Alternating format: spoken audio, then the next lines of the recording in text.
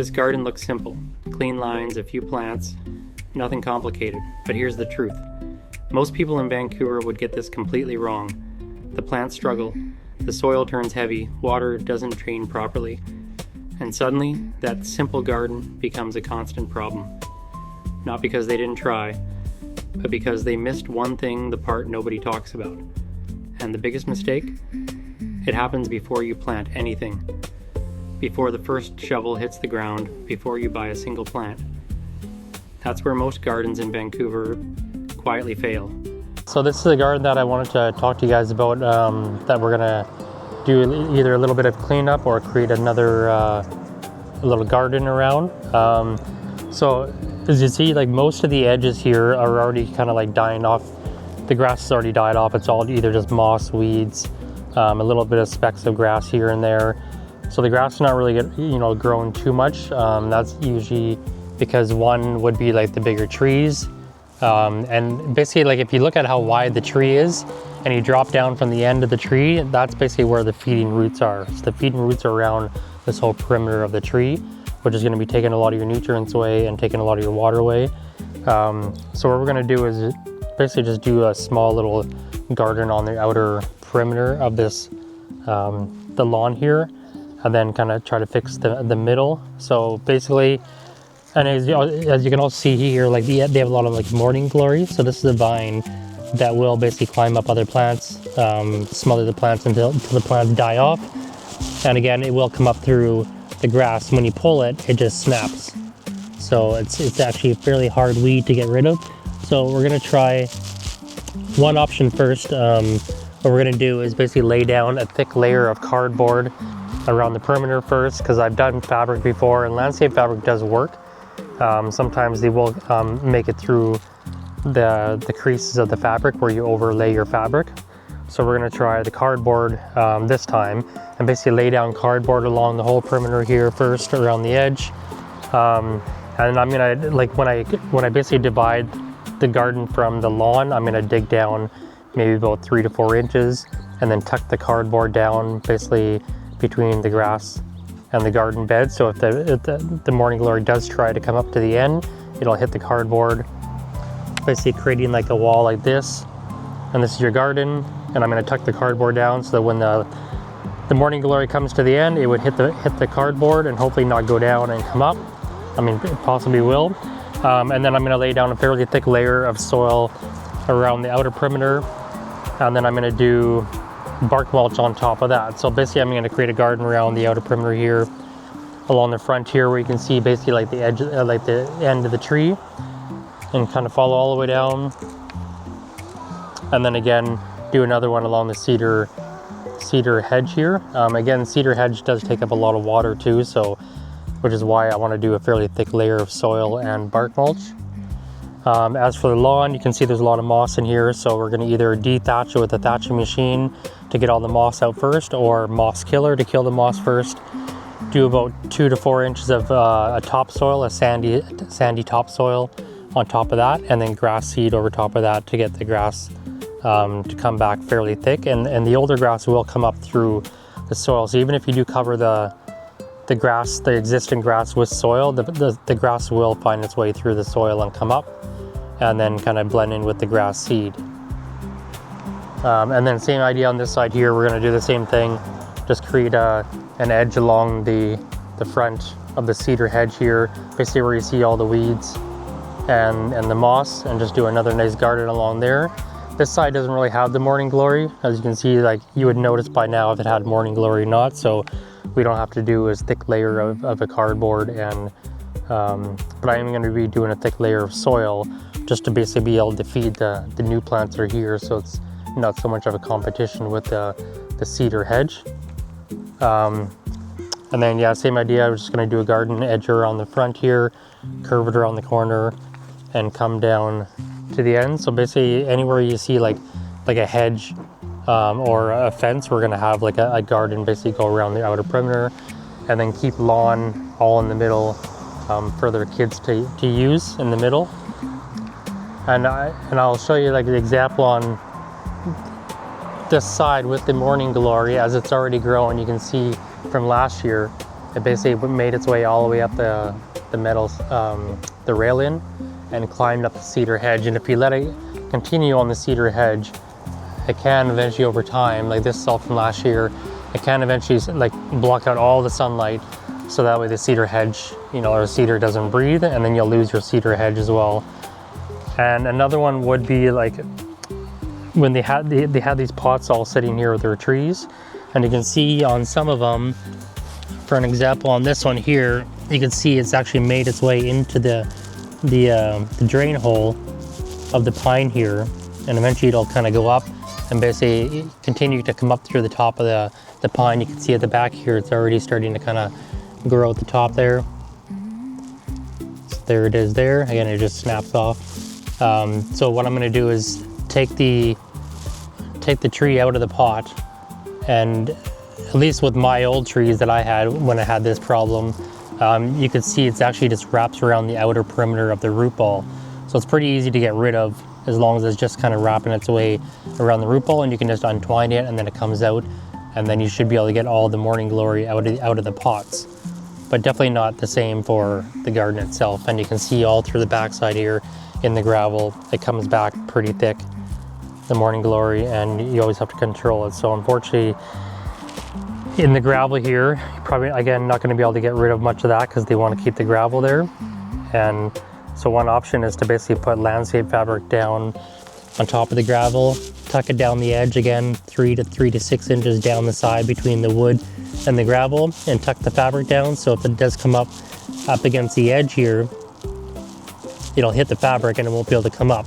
And that's one of the biggest mistakes that I see a lot of times in gardens too, is that along edges, along basically any wood edges or along any concrete edges like this, the fabric is laid down just basically gently right up against the edge of the concrete, and when the weeds or morning glory or anything hits the edge, it comes up no problem along the edge there, and then you end up having this nice garden, a nice lawn, and then you have this basically hedge of weeds all the way down the sidewalk. So again, if you can basically make an edge along any perimeter and go down, I'd say even 6 inches down the side here, and basically have your cardboard or fabric, whatever, go down the side of the edge to basically create like a barrier. So when the weeds or the morning glory come up along the edge there, they can't come up through the corner. So they would hit the fabric or cardboard or whatever we have basically facing down like that. It'll hit that perimeter and it won't be able to come up. So again, anytime that you put fabric or cardboard down, make sure you go down at least 6 inches if you can, and basically make a perimeter, a barrier line. So anything that comes to the end, it'll hit that barrier and it won't be able to come up, and you won't have this beautiful hedge of weeds or morning glory or anything going all the way down the edge. And then that basically just gives you more work to do long run. But yeah, that's basically what this garden is going to end up being. Like I said, just a perimeter of garden beds, redo the lawn in the middle, and that's about it. Pretty basic. And then I also noticed too, like on some of these trees here, so between the maples here, you can see this maple was not replanted last year into a bigger pot, and this one was. And you can see the difference. Last year it wasn't really that cold, but they basically lost this whole stalk, this whole branch, and half of the tops here all died from last winter, and this whole branch at the end, and you only got a little bit of green growth here. And this one that was replanted into a bigger pot, the whole thing is starting to leaf out. So if you are going to be having any trees in pots, make sure you replant them. If they are root bound like this, make sure you replant them before the winter time, so you can get a better success on your growth, other than having pots that are stuck in their tiny little pots like that, and you risk losing half of your tree. And again, this one was repotted into a bigger tree last year as well, or bigger pot last year, and you can see the whole tree is pretty much leafing out with no problems at all. There's a little bit of dieback, but nothing major. And when you buy a lot of these trees too, sometimes they are buried in a burlap sack. And make sure that if you do see the rope like this, you take the rope off, at least untie the rope so it's not still tied around the trunk of the tree, because eventually the tree trunk will grow around that rope and strangle the tree. So this one was basically just untied and left in the soil, which is totally fine. And you can see it's not going to do any damage to the tree itself. So again, I see this a lot too when trees are planted in the ground. They're just placed in the ground, planted, buried, and the fabric and the rope was never actually untied. So eventually the trees will die over time from basically strangling the trunk. And then a lot of herbs too this year. You can see this one here. A lot of like annual herbs are technically annuals, just one season in Vancouver, but one of them is this one, the parsley. The parsley will actually come back even on a colder winter. Parsley a lot of times will come back. It can be a little bit bitter the following year, but this one actually still tastes actually pretty good. And you can see it had no problem surviving the winter.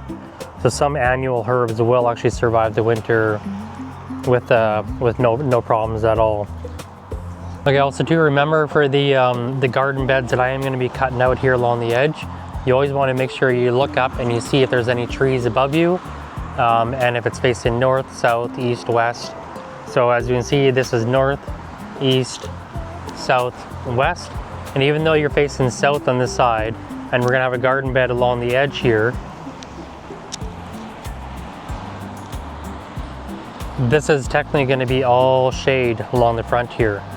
So choosing plants that like a lot of full shade basically along the front here. I mean, they'll get some east sun, but it's still going to be basically shade all day along the edge here.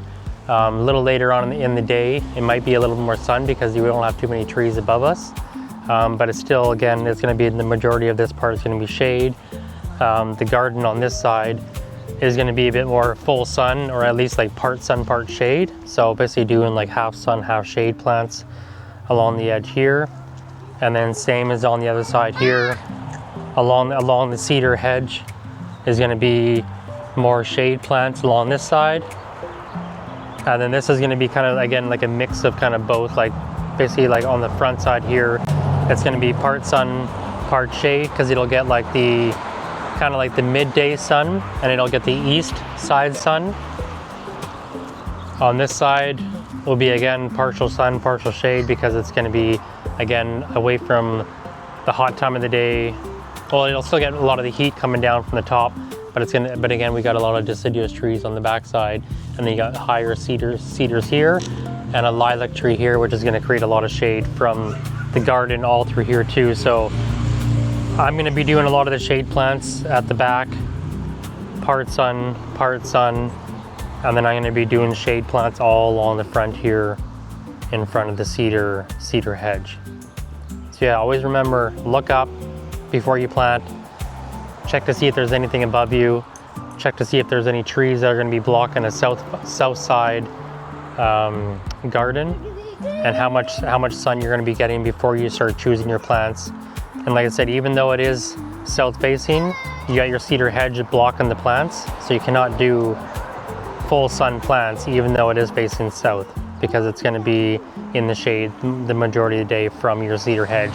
And then always choose plants that like a fair bit of moisture that are also going to be in front of other trees, because you're going to have the trees fighting for competition. You're going to be taking a lot of the water away from the newly planted plants you put in.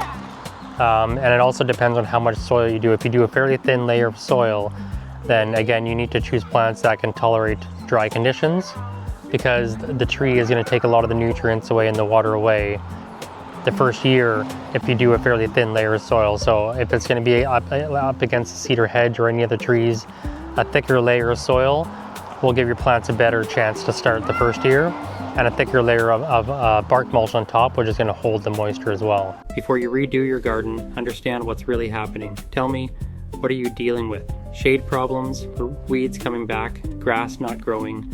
Drop it in the comments. I'll help you figure out what to fix first. Before you waste another season, I'm Darrell, and I'll see you in the garden. Ciao,